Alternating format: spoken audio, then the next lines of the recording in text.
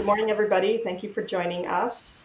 My name is Brandi Bennett, and I am the Senior Counsel for Global Data Privacy at a company called Legends. We're a company that shockingly few people have heard of, but we operate in partnership with Live Nation, the Yankees, the Cowboys, and other.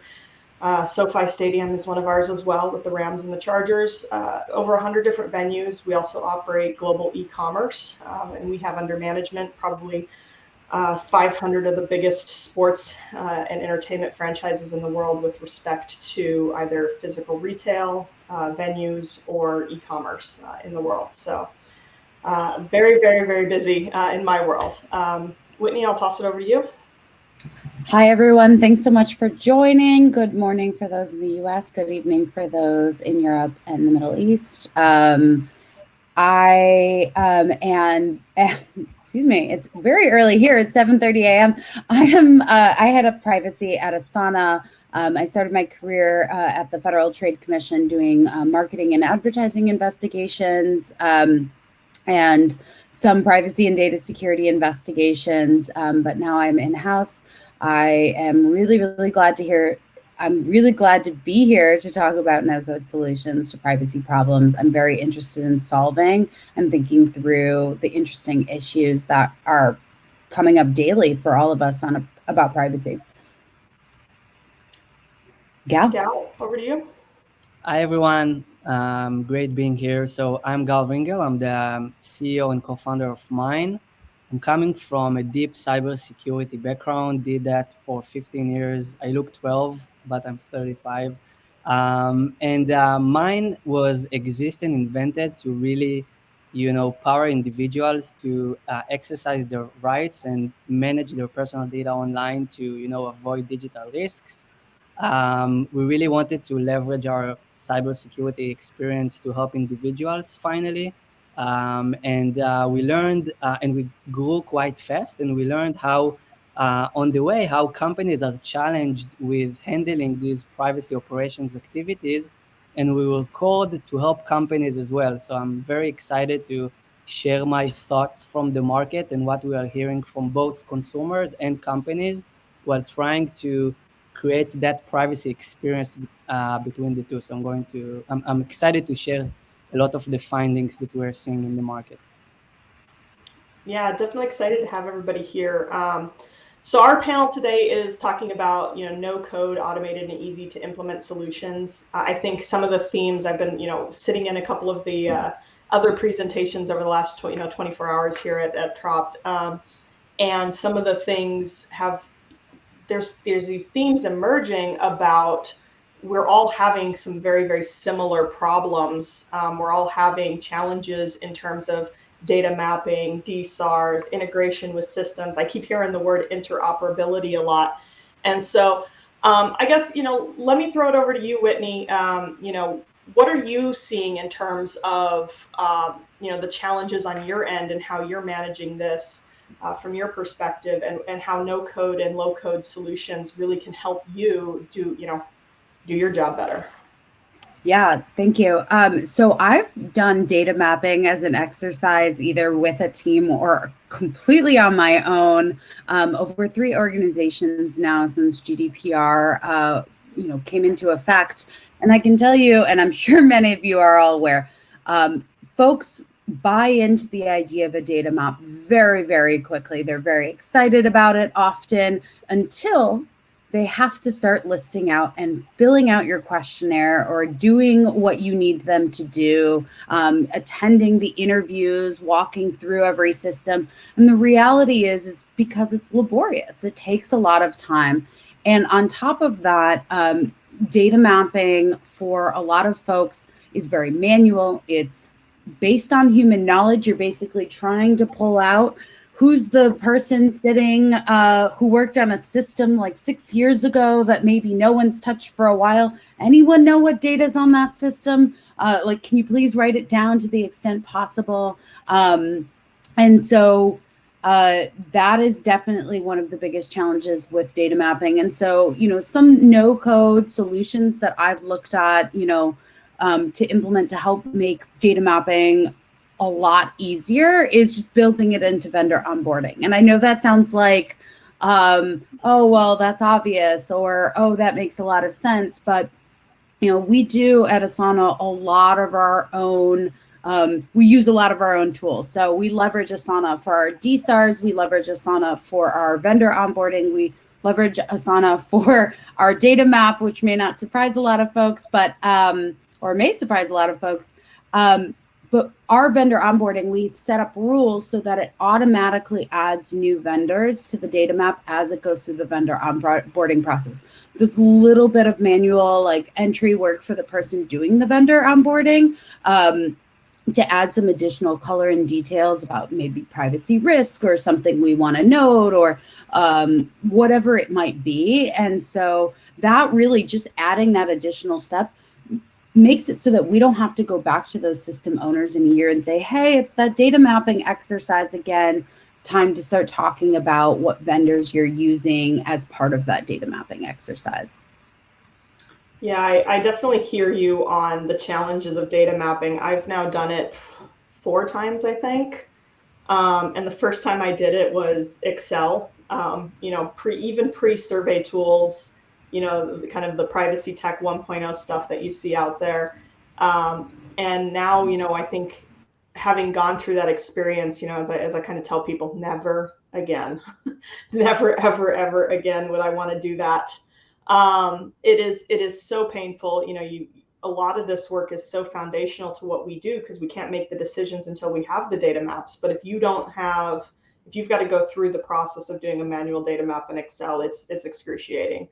I kind of jokingly call it spelunking, or digging into your car engine. But, and it doesn't make you popular with anybody in your company. And it doesn't make you popular with anybody on your, team, your marketing or your engineering teams to be going line by line through databases and tables. I've been looking for, more, holistic solutions, and the no-code solutions that are emerging here in privacy tech are really exciting right now, because a lot of this stuff, depending on what the vendors have done, and there are some good vendors that have made some really good available APIs out there, allowing you to integrate with those particular solutions, into your data mapping technologies really kind of speeds up part of the process. I'm a firm believer that, automating your data mapping, automating your privacy compliance fully is a myth. I don't think there's any fully automated solutions out there, and I don't think there ever will be. I think it's all hybrid, in terms of, you can't automate context. You can't automate the human side of it, but you can automate things like data discovery, and you can automate workflows and ticketing and assignments. And so, if where you find and you target and you look at the items in the process that you can automate, that's where I start to get really excited, because it's, I'm the only person in the room usually whose job it is to be 100% about privacy, and everybody else has other motivations that they have to do. I don't know, Gal, I wanted to, kind of give you the opportunity here. What are you seeing at Mine? What are you seeing, with the companies that you talk to? So I'd like to comment on the data mapping and to give some background that I'm coming from the security side. And if you take us 5 years ago, I think no one in the security space would ever think that you can automate security operations, right? For the same reason that you mentioned, it's very hard to understand context, right? So if you have Splunk and all kinds of different data lakes, and you have a lot of logs flowing in from different systems, how can you know that you have an intrusion within your enterprise perimeter? And guess what? Fast forward to today, most of the successful security companies are doing security automations for the exact type of context-related work. So I'm not saying it's easy, but it's definitely feasible.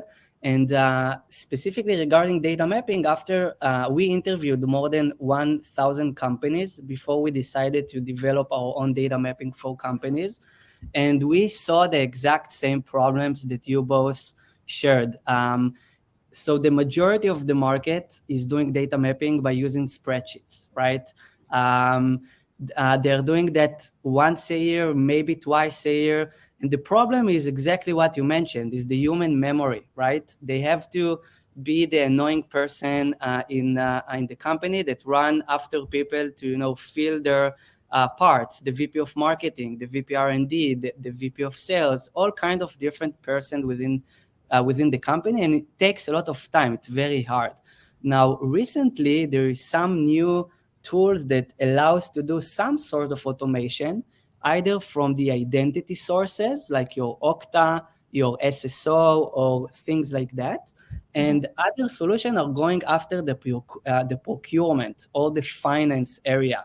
Now, the problems with these two areas, when you do either identity or procurement, is that it only uncovers between 20 to 30% of the real data sources that you have within your company, because it's only the things that are managed. And what do I mean by that? Not all the third parties are connected to Okta. And the same manner, not all of the third parties are paid through procurement, right? Because different teams have their own budget and they can do whatever they want. So the long tail within the organization can be really scary, or let's call it the shadow IT, right? To find really all the places that have data. So once we understood that, we thought, hey, maybe we can take a different approach. And what we brought to the market, essentially, we took our consumer technology and the same way that we build digital footprint through individuals' emails, we took the same concept to the workspace. And today, our ability to do data mapping is by crawling in a non-intrusive way, and I can explain that later on, crawling within the employees' emails, only looking at the email subject lines and email metadata, and we're doing that in memory. We never read the content of the emails. We are able to uncover almost 90% of the data sources that companies are interacting with. So we are identifying like, welcome to whatever, reset password, any kind of transactional email that are related to third party. And that works really well. I mean, in a few minutes, we are able to map the entire organization and to replace these spreadsheets. Now, the next challenge, and this is very hard challenge, which is not yet solved, is once you know the map and you know the different data sources, you need to do PII tracing, right? You need to dig into each one of them and see what's in there. So the structured data, like third parties that are more structured, are easier because they have a structured API, they save the data in a structured manner. But when you go to places that are unstructured, like let's search PII within emails, let's search PII within Dropbox, within Word documents, how do you do that? This is the hard part. So I would divide data mapping into one, building that initial map, which is very hard and painful today. And then once you do know where to look, how do you go inside each place and really find the right data that is relevant for either DSR handling or any other privacy operation? So this is our insight regarding data mapping. And yeah, it's very challenging, even after COVID-19, where we all work from home, and a lot of companies went through a massive digitalization, right? So the amount of new third parties that entered our organization is crazy. So how you manage that, right? If before COVID-19 we had dozens of SaaS, today we have hundreds. Yeah, one of the huge challenges that I have in doing any of these exercises, so I've got a multinational company, and this is not my first go around with one of those, where I have an asset footprint, a technology, a systems, a solutions footprint that is, in the thousands. I have thousands of systems, not hundreds of systems. I have right now in different countries, I have different venues, and each venue operates its own different solutions. Example, hey, SoFi Stadium in Los Angeles, which is one of ours, we're one of the major providers down there. They do a partnership with somebody, and all of a sudden we've got to implement their solution, and we're the ones now left holding the bag on that data mapping and that integration. But we have that same situation across the board with 100 different venues. So it's not like I have 5 payment solutions. I have 50 payment solutions. And so, for me, anytime I do a data map, it's going to be out of date almost instantaneously. Another theme I've heard repeatedly here with these manual processes. And so getting to the point where there is new technologies that can detect additions to the network, that can, automatically integrate or can integrate with no code. I don't have a full engineering team behind me. I have an IT team. I have some dedicated engineering teams at some different business units, depending on, like our e-commerce group has a dedicated team. But, by and large, I don't have those resources. And so when I look at tools, I need to find tools that can integrate out of the box very, very easily without having, to go out and hire an engineer to create those. And, one of the things that's really been important to me in the evaluation process for these tools has been the ability of companies to say, not only will we have all of these ones out of the box, and they hit my big ones, my big data stores, but they also are willing to build the API connections so that they can connect with proprietary systems or systems that aren't in their library already. And that human element of having a partnership with your vendor who's going to work with you and is going to build what you need, I think is really critical, because I have a footprint that is just kind of out of control. And that's even before we start thinking about, about M&A. One thing I'd like to add, and I think data mapping is a great example because we'd all love to automate that one away first. Just frankly, some people may have some other ones that they would love to automate first, but data mapping is often the one that comes to mind. So as Gal was speaking, I was thinking, what are the processes for data mapping that you need to think about? And this, when you think about no code solution or automating, often you're thinking, well, how do I fix this process so I can automate it and walk away? And the reality is that's just not going to happen in privacy. It's always going to be imperfect. We have to be okay with it not being a perfect system map. And I think we also struggle with our stakeholders to sometimes communicate that and say, hey, you know what, you're right. It's not going to be perfect. But the reality is it's impossible to make it perfect because we're talking about general governance here, system governance, data governance, that just generally cannot be done right to that context. So I was thinking about this, and it sounds like, there are 4 major parts to data mapping, each which might have a different no-code solution or might have a different, automation that you can apply to it. You have the system discovery. That we're looking at maybe there are, Gal, your tool is like actually figuring out what systems exist out there from a vendor perspective to discover where they are. Then you have the data discovery solutions. These tend to be, I haven't seen many no code solutions out there, but they're, most of these are leveraging APIs, better understanding the data out there to say, well, what is PII, what is not, what is personal data? And then you're going to the context. You need to say, okay, we found this system with this data in it. Who owns it? What's the legal basis for processing? What's going on here? And then you have to govern it. You have to decide, is it a high risk? Is it a high priority? Does security need to know about it? Should your IT team be putting it behind a service like Okta in order to kind of better manage it? And I think if you kind of break it down, you can find that even if you can't automate the whole end-to-end process, you can find the things that are going to be really painful, which is that data discovery and that system discovery, because we rather know about more than less. And so I was thinking about that, and that I just wanted to call out. No, great points. I wanted to emphasize as well that if, I wanted to ask you back, part of among the 4 parts that you mentioned, what do you think the most, challenge part? And but I wanted to ask something else. You mentioned that you want to know more. So I had a few interesting calls last week with a few companies that I showed them that, systems scanning, system visibility. And then they told me that it's like opening a Pandora box. They don't want to know, because when you go to your 3rd and 4th point, right, after you discover these systems and you need to do the PII tracing and you know the data, now you need to decide to govern, right, and to decide what to do with that. So it implies a lot of new things that you need to do within the company that touches so many different departments. So it's funny because on the one hand, I'm hearing like, I don't want to know, but on the other hand, I'm hearing, I don't want to have the risk of getting a fine, right? Or not knowing where is my data and miss something. So how do you manage that balance? I think that's a really great question. So I think the context is the hardest, and that's where, an automated, system is going to be helpful.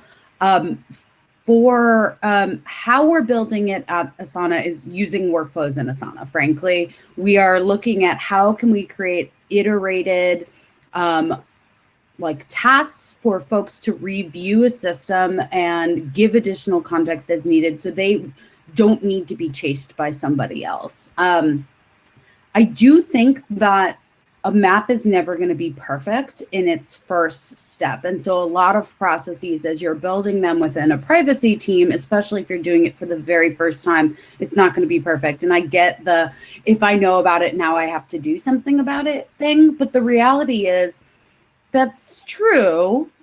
But you can also look at the context of that system and say, well, this is low risk, lower priority.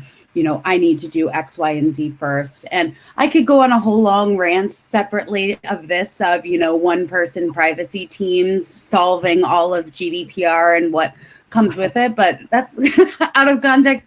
But I think this is where, even if you do find it, don't panic, look at it, get as much context as you can, slot it into your processes, and like move on and handle it, as needed, as it makes sense.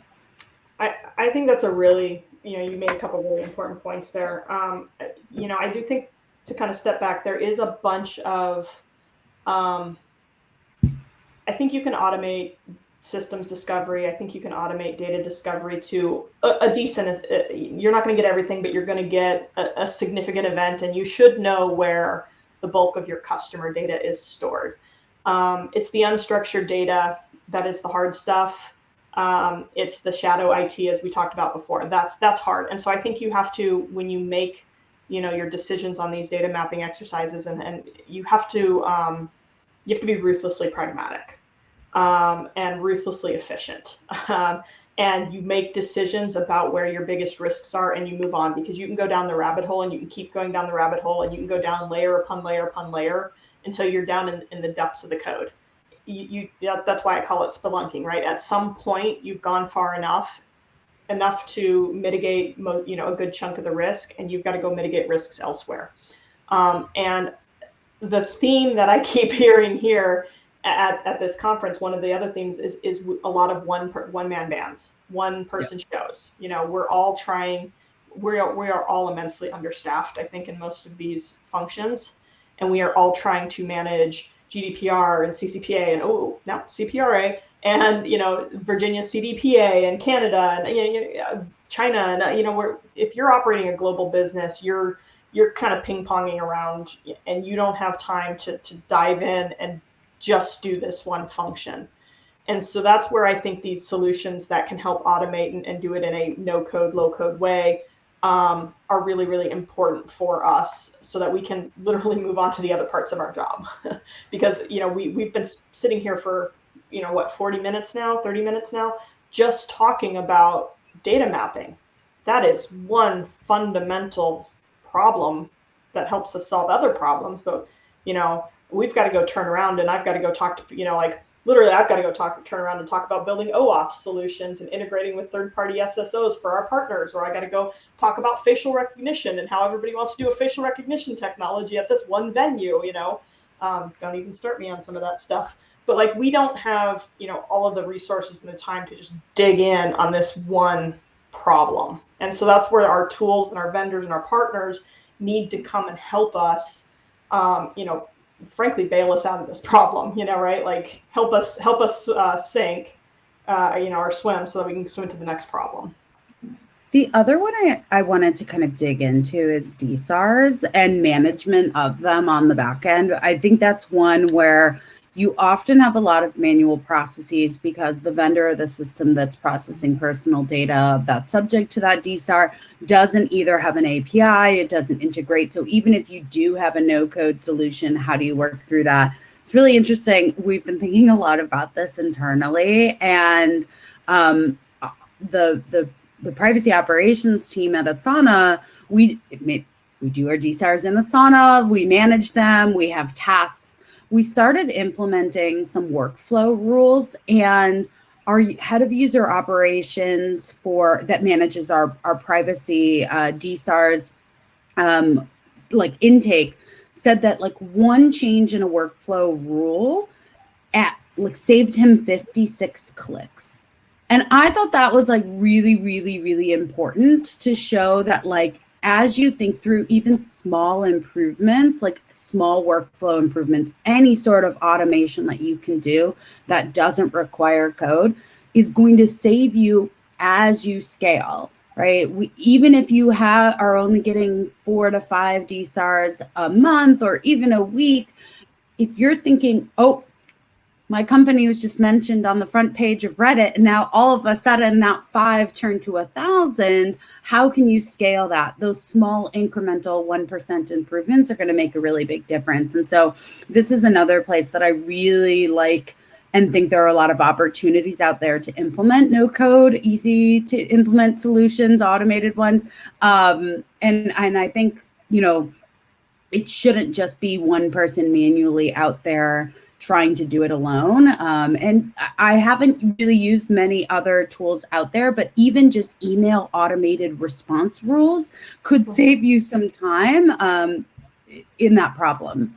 I'm jealous of you being able to have a case study where you show you saved 56 clicks down to 1, because that's the kind of stuff that helps you gain credibility when you're rolling out these solutions. So I'm going to have to follow up with you, Whitney, and pick your brain later. That's what he said, and I was just like, this is fantastic. And I'm hoping we get to talk about it a bit more in the future. But I really do think that there's a lot of opportunity there for all of the no-code solutions. Even if it's not end to end, don't shake it off. That 1% or even 5% improvement is going to make a difference if you stack them on top one of another. Yeah, for sure. The funny thing too is, every time I do this data mapping, I think you've said you've done it 3 times. I've done it 4 times. Not to be competitive or anything, but like at all these different, I move around a lot of companies. But like every single time I do this, it's a different challenge. It's like doing it again, brand new, because the company is different, the data is different, the rules are changing, the tools are changing. And so in some ways, like you're bringing this prior experience to the table, and you're just like, oh God, never again on the Excel. And you have some rules and frameworks, but it really is a new exercise every single time that you have to do it. One of the kind of pivoting back to the no code stuff, one of the things that I kind of live in fear of is, you go through the exercise, you revamp your privacy policies, you've got your consents and your permissions figured out on the front end. And then you move on to the next business, and on the back end, your engineering teams, your marketing teams have decided, oh, hey, now I'm going to collect precise geolocation data, even though we agreed not to do that. And they change the data profile, right? They change on the back end what they're collecting from the users, and you don't know about it. Like a lot of things don't always matriculate up to the legal and the privacy department. They've gone, and again, you're one person, they've gone on the ground. And so looking for solutions that can detect those changes, because communication breaks down, are, things that are really pivotal to me in the future for mitigating risk. Looking at, and I've had this happen to me so many times where they say, we're not doing it, we're not doing it, we're not doing it. Great, lock it in, put our privacy policies out there, and then literally 3 months later, we're doing it. And they never told you. And so in some ways, looking at these tools, they can be solutions to help you manage human nature, help you manage the speed of your business and the speed of evolution. And that, again, going back to no code automation, can you detect those changes in your infrastructure, that new data is being collected? Can you detect that there's a new system integrated? All of this is something that I think we all struggle to try to find solutions for. Gail, Yeah. I'd love to hear how your system works in keeping things up to date. I imagine you're getting some sort of update or regular notice like, hey, 6 employees have onboarded 6 new shadow IT systems. And I imagine IT leaders are pretty excited to probably hear the updates that you kind of do with your tool. Yes, so not only IT leaders, one of the recent things that we built on top of data mapping, we try to produce use cases to solve specific problems on top of data mapping. So something really nice that we solved recently is the creation of ROPA report.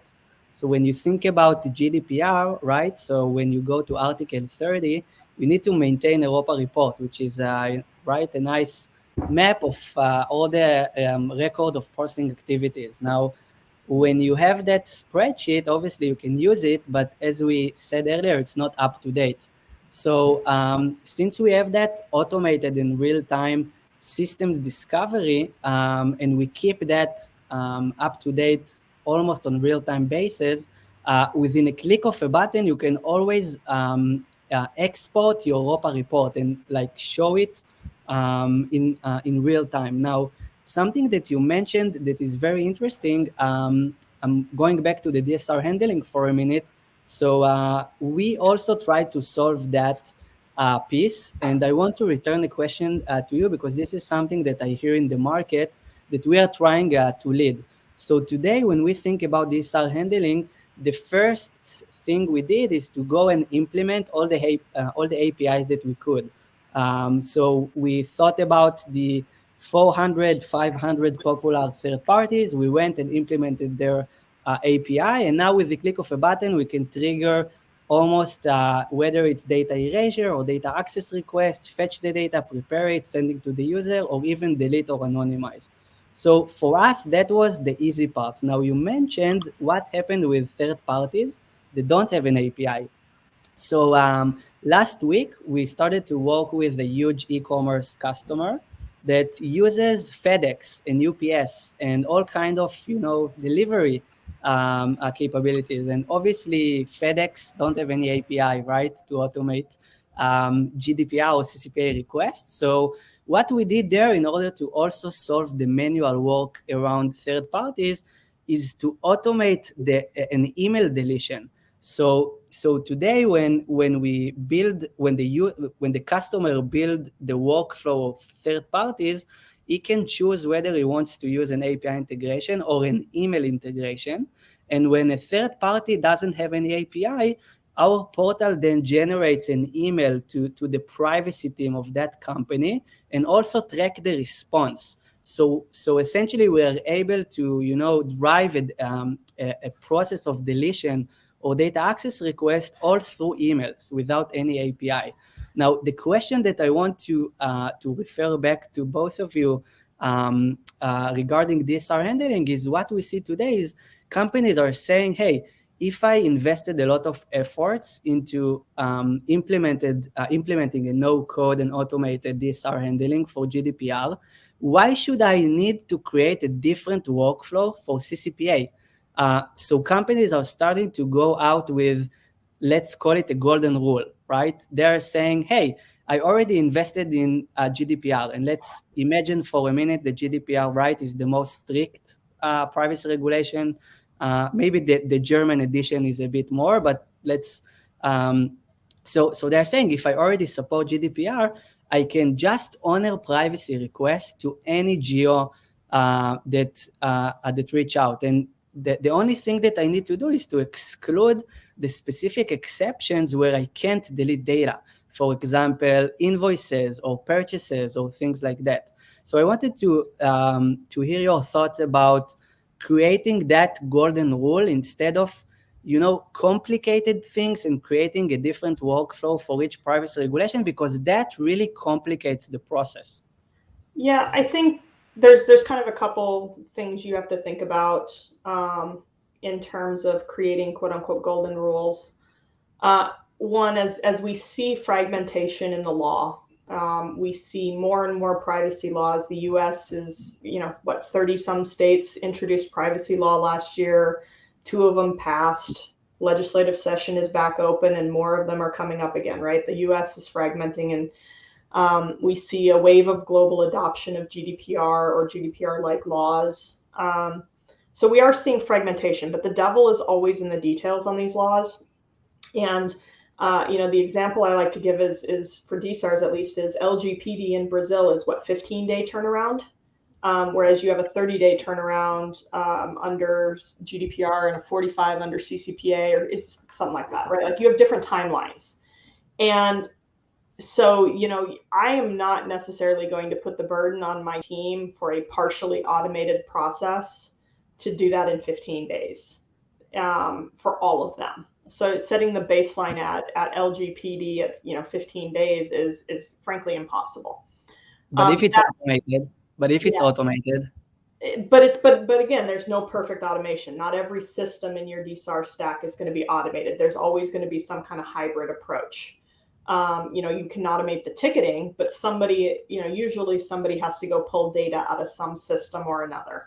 And that's just reality on the ground. I can automate these 10 systems, but these 2 over here can't be.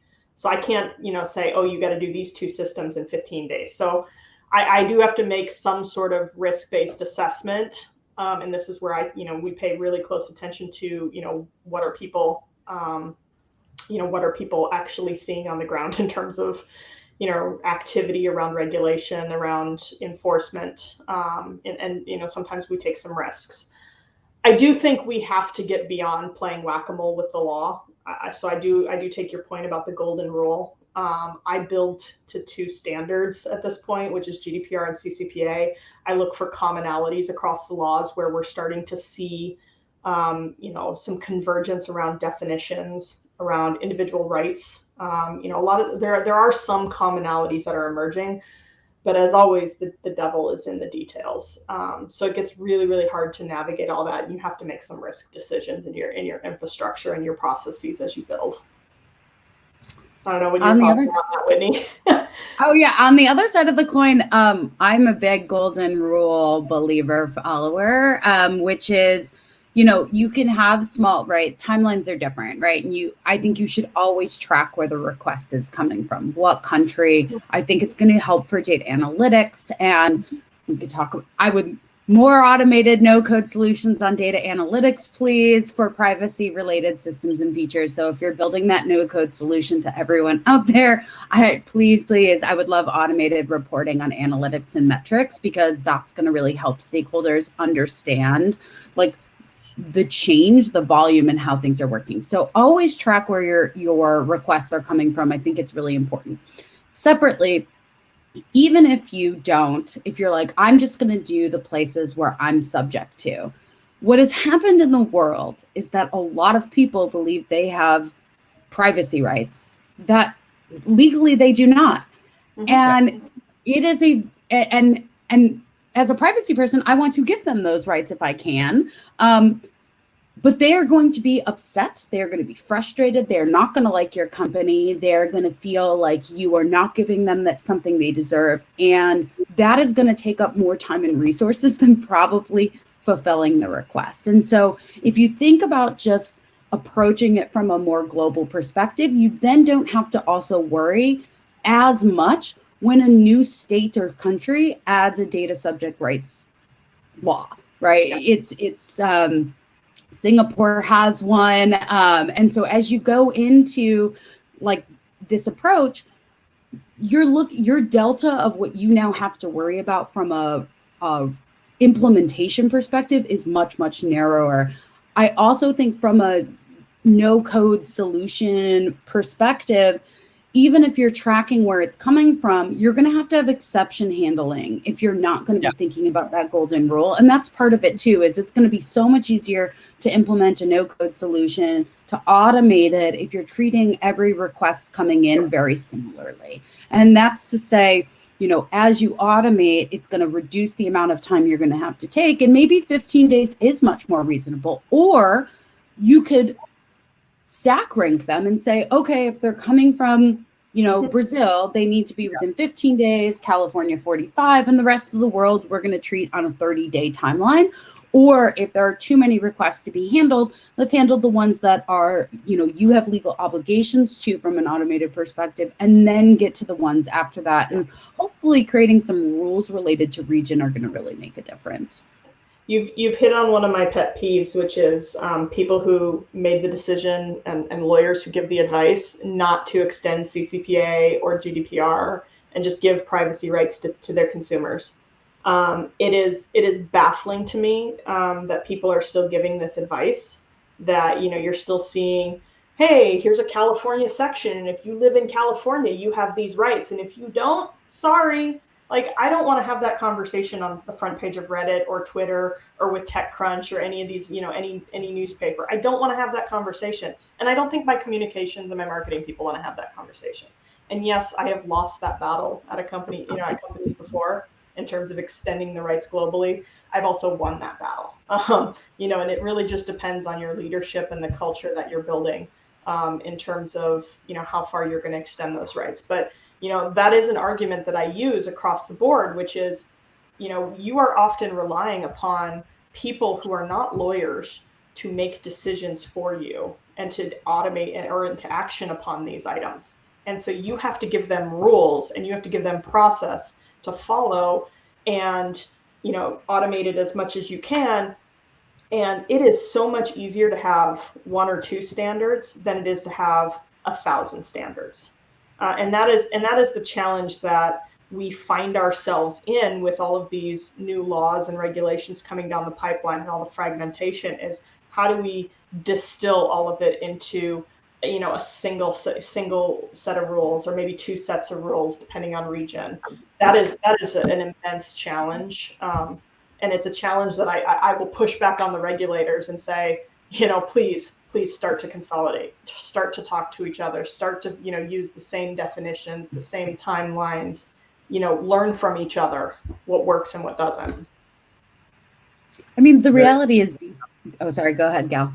No, I said very interesting. I really enjoy hearing your perspective as, coming from really large companies. And I guess, obviously, as the company gets larger to your sizes, the complexity gets very, unbelievable. And like, this is why I'm always trying to think within our no code and automated way. How can we consolidate things and to ease the process rather than creating another workflow and another workflow and another workflow, and then you literally can't find anything.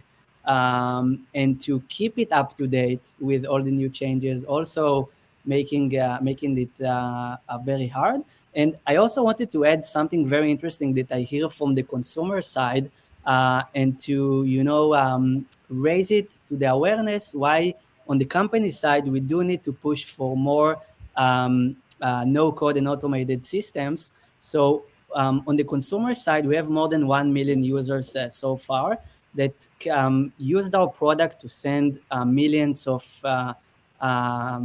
deletion requests. Now we started to interview them. We already interviewed more than, I think, 25,000 people to learn how they think about the experience of activating their different rights.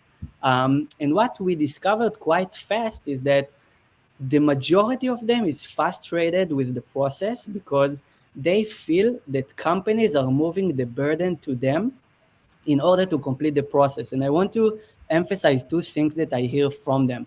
One of the most popular answers that we heard during that survey is that when a company responds to the user for verifying his identity, usually companies ask for highly sensitive information, like please share your passport information.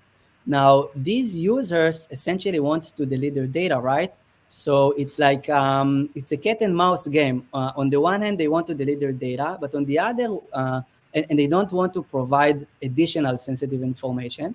But on the other hand, companies don't want to make mistakes, right? And delete data that they shouldn't really delete, and overcome phishing and all kind of other security problems. So this is like a problem that we're seeing, and this is why consumers, when they initiate either a deletion or data access request, they don't follow it because they don't want to provide extra information. this is something, this is one piece that we are hearing from a lot of consumers. And the other, which really surprised me, but when I speak with companies, I also understand their side, is when the user sends a deletion request. So it goes back to Brandi points that, regulators are not talking to each other and they didn't set, standards. So when I want to exercise my right to be forgotten, I need to send an email to the privacy team and say, hey, whatever company, I want to delete my data, period. That's it. Now, when users are saying that, the company responds and asks them, hey, user, are you activating your GDPR right or CCPA? Now, imagine the average user, right? He's not a legal person. And then he read these 4 acronyms, right? GDPR, CCPA.